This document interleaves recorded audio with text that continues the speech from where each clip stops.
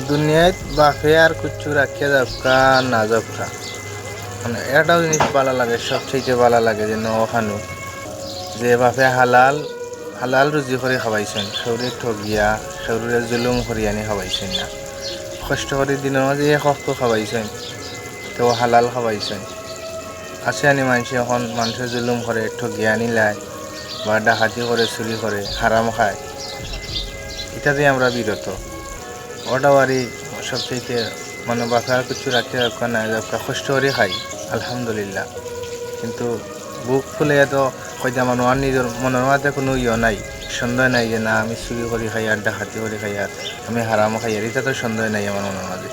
আমার বাপেও আমরা কষ্ট করে হওয়া হালালভাবে এক সপ্তাহ দিনও খাওয়াইছেন, তো চুরি ডাকাতি করে খাওয়াইছেন না, সেউরে ঠগিয়ানি খাওয়াইছেন না, সেউরে জুলুম করছেন না। ও একটা আমরা সবচেয়ে বড় খুশি লাগে, আনন্দ লাগে যে আমরা হওয়া হালাল খাই, কষ্ট করে খাই, কাম করে খাই।